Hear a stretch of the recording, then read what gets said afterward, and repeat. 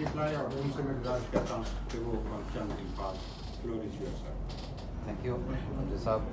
सबसे पहले लीड्स के दोस्तों का शुक्रिया कि कोरोना के इस पेंडेमिक के बाद हम सबको इकट्ठे मिलके कुछ दुख सुख शेयर करने और मैडम का आज वो दिन सेलिब्रेट करने का मौका मिला। मैडम नाला खानीन हम सब के लिए एक बड़ी बहन और एक माँ की तरह थी, लेकिन वो जिस माशरे से ताल्लुक़ रखती थी वहाँ पे एक औरत का खड़े होके बात करना एक गैर मामूली सामर था। वहाँ पे चूँकि मर्दों को बात करते हुए डर लगता है, खौफ लगता है, तो वहाँ पे एक औरत खड़ी होकर बात करे और अपने हुकूक की बात करे, एक रवायत शिकन बात करे, एक मुश्किल और गैर मामूली अमर था। वो चूँकि सिर्फ नाम नहाद आज़ाद कश्मीर नहीं बल्कि पूरी इंसानियत के लिए एक इंसाफ के समाज की मुतलाशी थी और उस पर जदोजहद करती रही।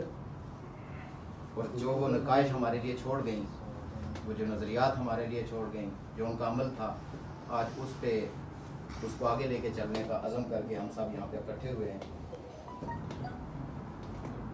वो मुनफरद इसलिए थी कि कश्मीरी कौम एक पसमानदगी की कबाहतों में मौजूद है। वहाँ पे आज भी ऐसी रवायात, रस्म व रवाज मौजूद हैं जो एक पसमानदा ज़हन और पसमानदा माशरे की अलामत हैं। उनका जो रास्ता था वो जमहूरी था और वो एक जमहूरी रास्ते के ज़रिए से एक सोशलिस्ट इनकलाब लाना चाहती थी। उनका फरमाना था कि जो कश्मीर की कौमी आज़ादी है, जो कौमी आज़ादी की जो तहरीक है, इस तहरीक को एक डायरेक्शन की ज़रूरत है। और वो हमेशा कहती थी कि जो आपके ऊपर काबिज़ है उसके ख़िलाफ़ आवाज़ उठाएं, तो तभी आप इस तहरीक को एक कौमी आज़ादी की तहरीक बना पाएंगे। मसला जदोजहद, मसला कश्मीर को एक मजहबी रंग देना, उसके ख़िलाफ़ थी और हमेशा बंदूक बरदारों के ख़िलाफ़ माशरे में खड़े होके एक बुलंद आवाज़ से उनको ललकारा और उनकी मज़म्मत की। और नौजवान नस्ल हमारे कश्मीरी आवाम को ये बताया कि बंदूक के नुकसानात क्या हैं, और उन्होंने जो माजी में बंदूक के नुकसानात थे उनकी मिसालें दे के उनको समझाया कि आइंदा अगर हम बंदूक बरदारों की ही हिमायत करते रहेंगे और उनका साथ देते रहेंगे तो इससे हमारे कौमी काज को कितना बड़ा नुकसान पहुँचेगा। जिसका नतीजा ये है कि आज वहाँ के मर्द नहीं, ख़वातीन भी बंदूकों की मज़म्मत करते हैं। और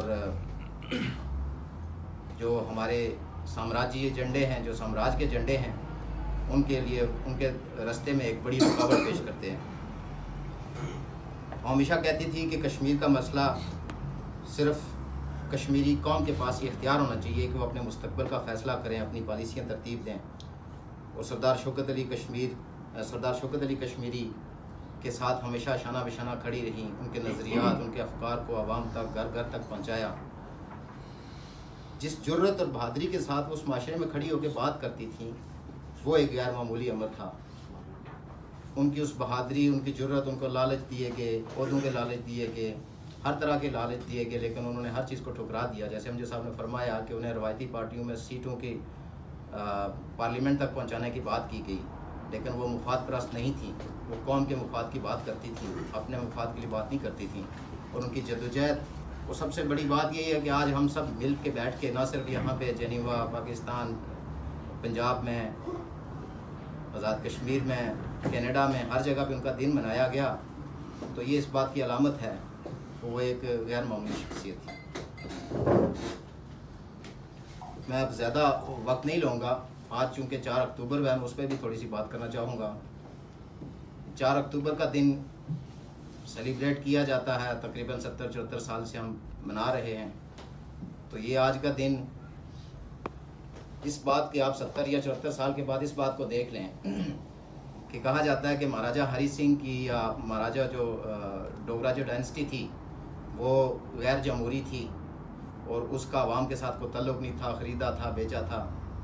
लेकिन जो हमारे पास 4 अक्टूबर की इनकलाबी गवर्नमेंट ने जो हिस्सा आज़ाद करवाया था उस ज़ालमों से, डोगरों से, तो वो आज किस पोजीशन में हैं, ये हमें इस बात की अलामत हमें उसकी जो है ना वो एक मिसाल मौजूद है कि हमारे पास बुनियादी सहूलियात तक मैसर नहीं है। आए रोज़ एक्सीडेंट में हस्पतालों में लोग मर रहे हैं, रोडों का इंफ्रास्ट्रक्चर तक मौजूद नहीं है।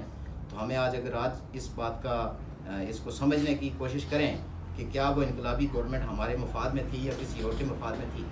उसने कश्मीरी कौम को इस 4-4.5 मरबा मील के एरिए के अवाम को, जो आज तकरीबन 46 लाख की आबादी है, उसको कितने फ़ायदे पहुँचाए और उनके लिए क्या किया, इस बात का भी तयन करके तो आइंदा की जो तहरीकें हैं उसमें इस चीज़ को शामिल किया जाए। बल्कि जो हमारे दोस्त आज भी मतलब अफ़गानिस्तान की फ़तह अगर रावलाकोट में बैठ के को मना रहा है और वो उसे अपना नाम शजरा नस्ब दे रहा है और इस बात की खुशी मना रहा है कि अब जो है ना वो उसी स्ट्रगल को लेके जाएंगे और हम कश्मीर को आज़ाद कराएंगे, तो जो इनकलाबी गवर्नमेंट थी उनका साथ भी ऐसा ही कुछ था। तो हमें 74 साल के बाद क्या मिला जो अब फिर से मिलेगा। तो इस बात को भी देखते हुए अपने नौजवानों को, अपनी आवाम को इस बात को समझाने की ज़रूरत है कि जो लोग आप बंदूक बरदार लेके आपकी गर्दनें, आपका खून मांग रहे हैं इस आज़ादी के नाम पे, उन्होंने पहले भी खून मांगा था, आपने दिया, लेकिन हमें हासिल क्या हुआ। 5 अगस्त का जो इक़दाम है हिंदुस्तान का, उसके बाद तो एक सूरत वाज़िया है कि साम्राज्य ने तकसीम का फ़ैसला कर लिया है, लेकिन हम कहाँ खड़े हैं। हमारी तहरीक, हमारी आज़ादी मजमूई तौर पे तमाम कश्मीरियों की तहरीक की आज़ादियाँ कहाँ हैं, वो किस जगह पे स्टेज पे आज भी खड़ी हैं। अगर हम मुनाफिकाना रोल अपने वकील का देखने के बाद भी उसके ख़िलाफ़ बात करते हुए डरते हैं,